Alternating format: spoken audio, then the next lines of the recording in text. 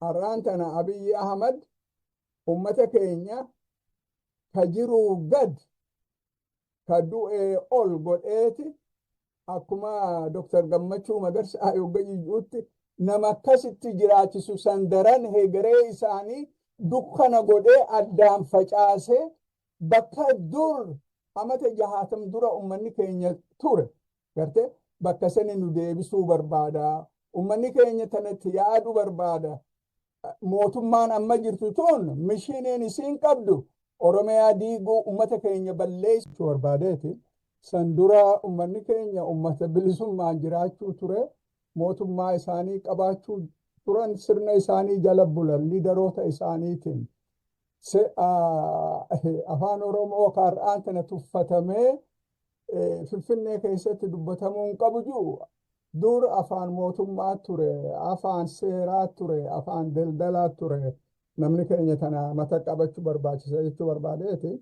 Ummanni keenya ummata cabe ni moohaman wanni moohamaniifis waan dirree bahee jiru qawween qaban turan tokkummaan hin turre liidarshiipiin jabaan ummata keenya mobilaayiz godhuun turre tanaa jecha moohaman. Ammoo laal qabeenyuma ummata keenyaa kasaamameeni qawwees xiyyiitiis alaa galfatee Minilik ummata keenya cabsuu danda'e jechuu barbaadeeti.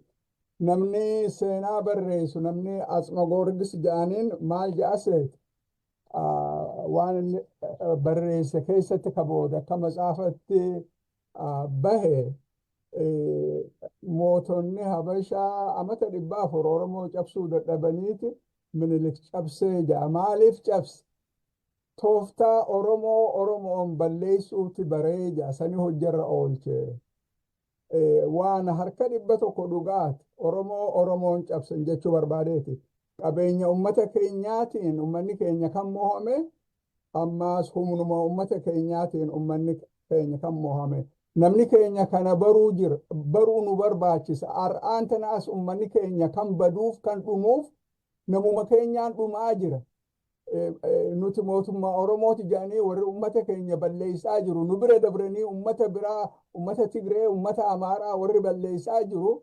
Har'aan tana maqaa ummata keenyaatiin nagadu jechuu barbaadeeti.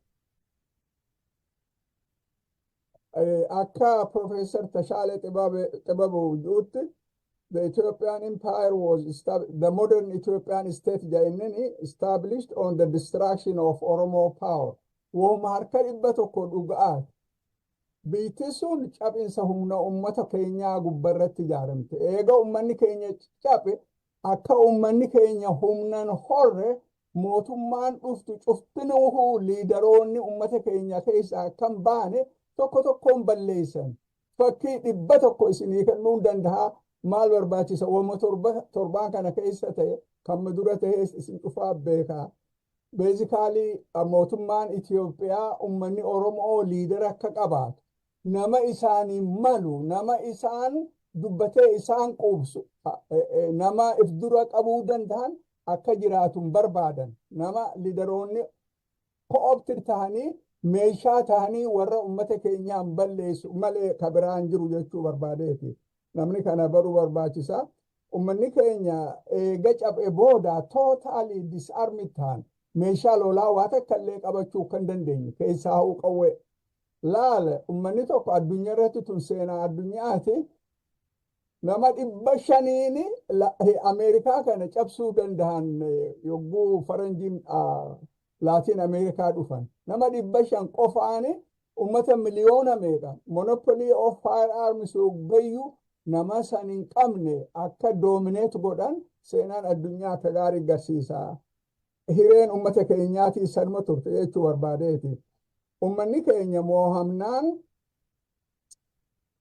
sovereignty ummata duraan bilisa ture. Deliberately injee bilisa ture. Ka ifiin bulchuu ture. Saniitu birmadummaa isaanii dhabanii dachii dhabanii biyya isaanii keessatti gabbaarii tahanii san bira dabranii laal ummanni keenya liidara kan qabaanne institution isaanii cuftinuuhu akka jiraachuu hin dandeenye akka Atsuma Goorgis akka jirutti 1900 minilik awaajiin sirni gadaa caffee asambilii jechuu kiyya akka waliin geenye awaajiin dabarsee jira. Kun Atsuma Goorgis nama yogguu san lubbuun jiru jechuu. Amatuma san keessatti akka Alaqaa Taayyeen jirutti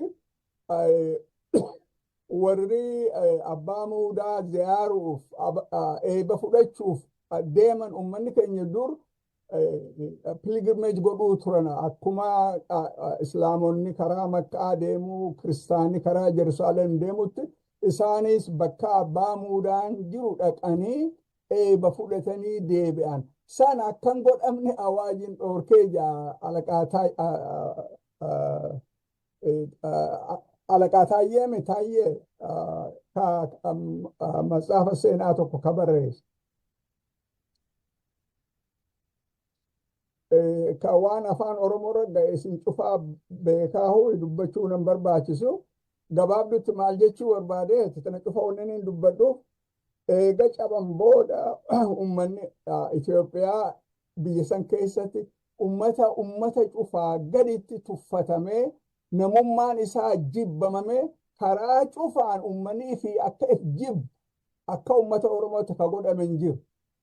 Tun impaaktii guddaa ummata keenya irratti qabdi. Long term impact har'allee nu wajji jiru jechuu barbaadeeti. Maaliif intana dura ummanni keenya dachii irraa kan buqqa'u magaalaa Finfinnee keessa godhame jara keenya.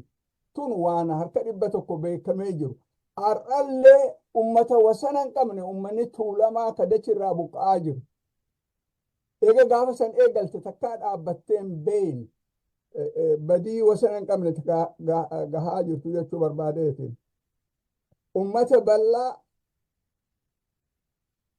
ummata bila kana heddummina qabu kabajaa takka hin qabne akka bineensatti ilaalamu kana maa gaditti tuffatamu ummata keenya malee addunyaarra ni jira hin jiru bar namni ibsoosobuun barbaachisu jechuu barbaadeeti.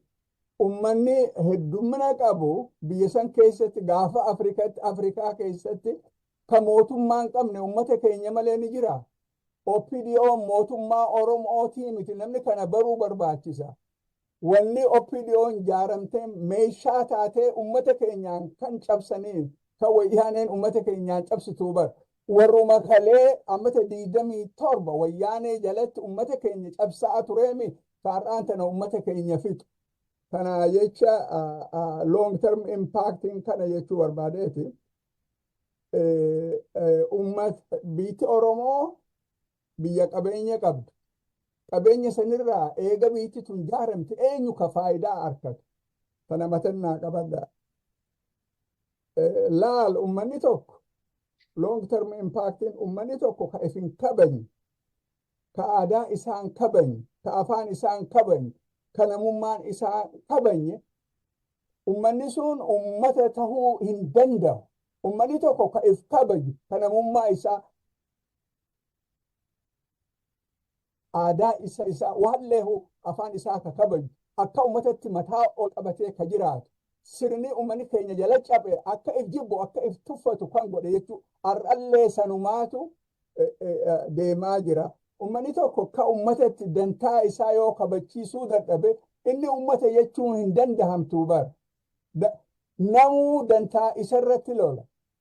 Laal ummanni keenya ka ummatatti kabajamee mootummaa qabaatee ummata biraatiin wajji wanni taa'uu hin dandeenyeef hin jiru. Ammoo ummanni bal'aan kun tuffatamee namaa gad godhamee yogguu tuffatamu namaatu if jibba if tuffata namni if ta'uu dhiisee waan biraa ta'uu barbaada jechuu barbaadeeti. An personaalii cufarraahuu tana yaachiftu waan ummata kanaa tana yaachiftu yogguu ummanni keenya Gujii keessatti dhumu Wallagga dhumu Shawaa dhumu Arsii dhumu ummanni kun ka Jimma jiru Elbaabur jiru ka Harar jiru ka Baalee jiru ummanni keenya yogguu Walloo keessatti dhumu ummanni keenya kun callisee yogguu taa'u boru ganama isaaniis taraan isaanii numa geessitan hin beekanii ummanni waliin rifanne ummanni yogguu tokko dhumu kun callisee taa'u ummanni yogguu liidaroonni isaanii du'an ajjeefaman callisee taa'u ummataa kun yoo ati firra laluu baatte bar namni seriously si fudhatu hin jiru yoggayyuu tuffatamtee hafta maaliif kun taha ummata keenya keessatti tun hedduu nama yaachifte jechuu barbaadeeti ta biraa Abiy Ahmed akkuma Profeesar Asaffaa Reefu dubbatetti inni sirna dursan sirna afaan tokko aadaa tokko namummaa tokko san kan deebisuu barbaade eega silxaana irra bahe Abiy dura ji'a lama keessatti qeeroo taargeet godhee qoree nageenyaa kan dhaabe qoreen nageenyaa sun dura kan lafaa kaate qeeroo hanti godhanii kan dandahan ifi qabanii kaan hidhanii kaan balleeysanii wanta godhuu barbaadanii sambira dabranii cultural heroes karaa aadaatiin karaa muuziqaatiin nama meeqa kan balleeysan nama silaa ummata keenya boonsisee durbar gaafaan anjoollee ture gaafaan ana Haile Sillaasee Yuunivarsiitii baruu ture muuziqaa afaan Oromollee dhagahuun hin turre xiqqoo kabajaan qabu gartee laal ummaniif hin kabanye waan ifilleen kabaju jechuu barbaadeeti sani ar'aan tana sanirra bobbahee sani balleessuu jiran Abiy Ahmedii fi san qofa kan hin ta'in akkuma reefu Asaffaan jedhe dhaabni Oromoo KFO'n ABO'n oolaan akka badu kan barbaadan qabsoo wasana hin qabne kan irra godhan biyya san keessatti filmaata godhame filmaata dimokiraasii yaanii yogguu lallaban dhaabni lama gurguddaan ka ummata keenya ripireezenti godhu ABO fi KFO'n akkam godhaman biiroo ABO 300 oli kan cufan ka KFO 200 oli kan cufan liidaroota ABO irra guddaan ar'aan tana amata 4 mana hidhaa keessa jiran har'a yogguu nuti